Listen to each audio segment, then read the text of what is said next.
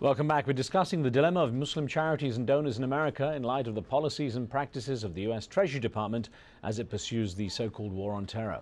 I'm joined by Jennifer Turner, a human rights researcher at the American Civil Liberties Union, who's with us from the ACLU offices in New York. Also, Dr. Leila Al-Marayati, who chairs Kinda USA. Dr. Marayati joins us from Los Angeles. And Raymond Ibrahim, the Associate Director from the Middle East Forum, a think tank that's based in Philadelphia, from where he joins us.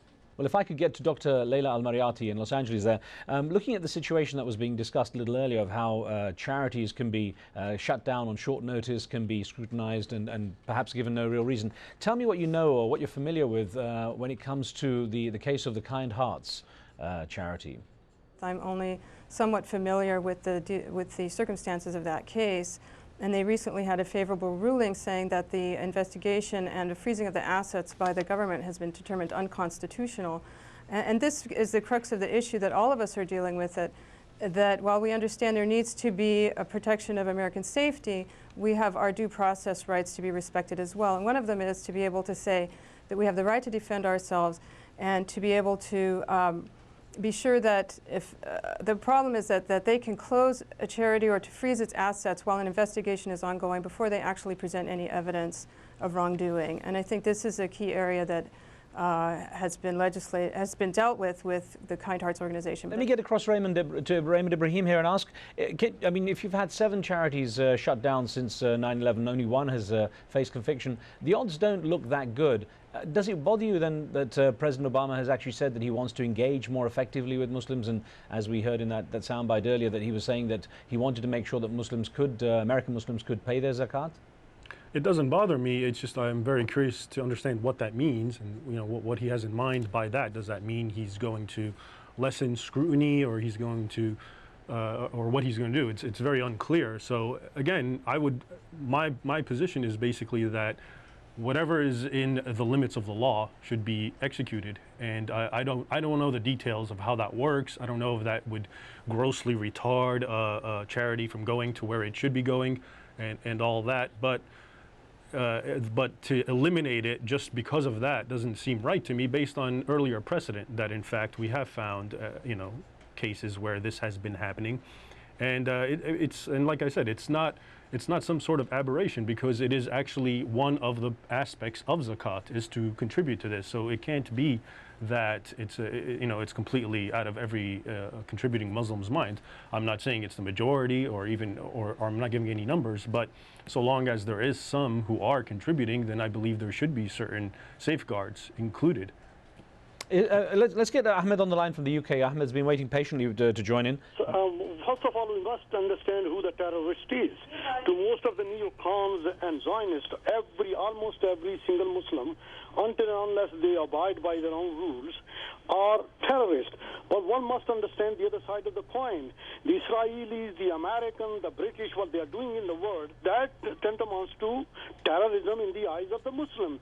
So we must equate one against the other one. This is really what the Israelis are doing in Palestine, and what they do everywhere else through their agency, secret agency, is nothing less than terrorism. So why do we ignore that? All right, Ahmed, may I respond to that? Go ahead, please, Raymond.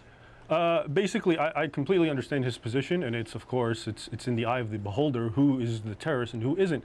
But what we're talking about here, at least I believe, is American Muslims contributing to this. So if American Muslims want to contribute to Hamas, well, you're contributing to someone that the U.S. government has designated as a terrorist and that is combating. So you can believe that they have the just cause, but at the same time, to be living in the United States and contributing charity to an organization that is deemed by the U.S. government as a terrorist organization seems problematic. Jennifer, from an ACLU perspective, to what degree has the culture changed in America to a case of guilty until proven innocent, rather than the traditional edict of innocent until proven guilty? Well, certainly among the American Muslims who I interviewed around America, they told me that their perception is at least that they would be considered guilty until proven innocent.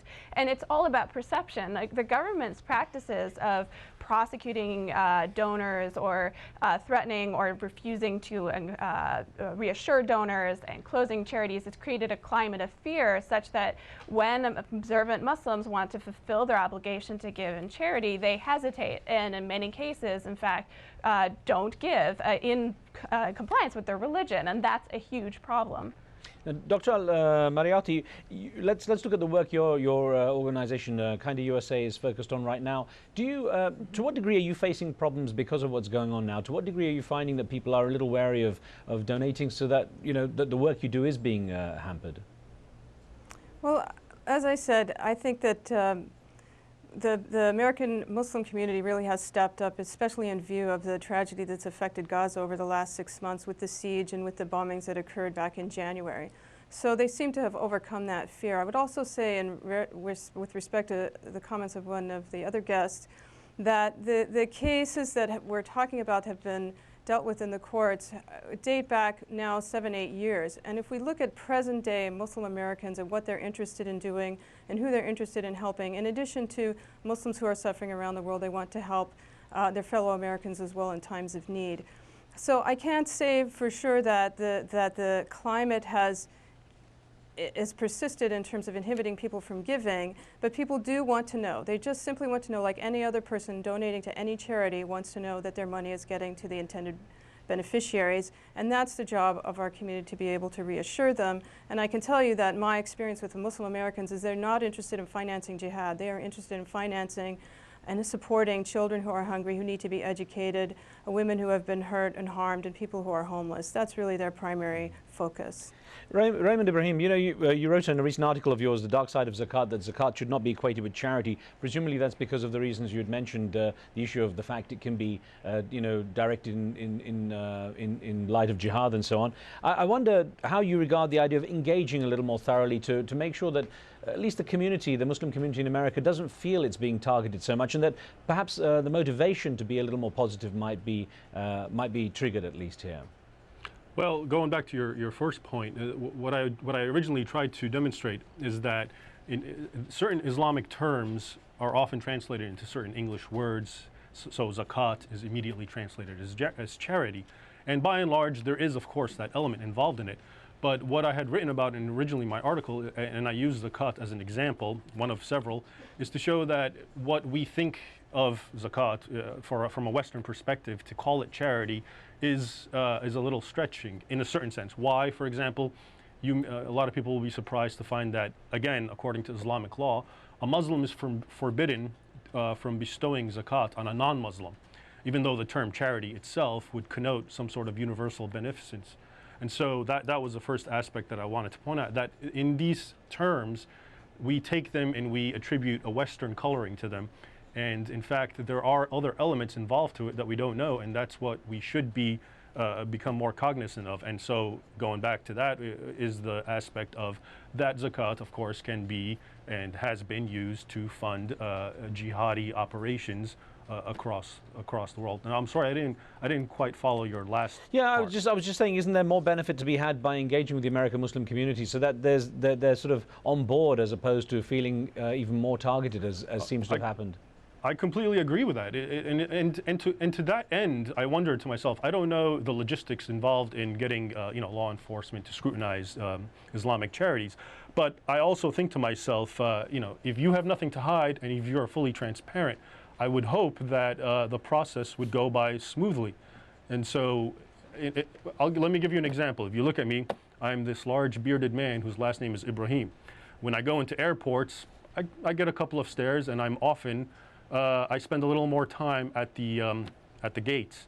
But I comply because I understand the logic behind it, and more importantly, I know I don't have anything to hide. So long as they are respectful and efficient about it, I just go by my business and it doesn't bother me. And so I'm thinking Islamic charity organizations, I would hope, would have the same spirit, in that they can be transparent, they have nothing to hide, and just try to make this go by smoothly, because the fact is some are engaged in this. And so the only way to just say that there shouldn't be scrutiny, sure, maybe the vast majority of zakat is not going to fund terrorism, but to say that no scrutiny, then that small amount will be going.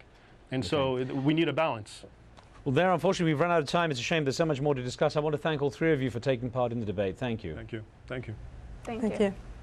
Thank you for being with us too. Don't forget, you can follow me and get updates on the topics we cover here on the show via Twitter. Be sure to tweet us your questions and any feedback so we can include them in the program. On the next show, who owns the North Pole, and how will the powers that be divide the potential wealth while still protecting the environment?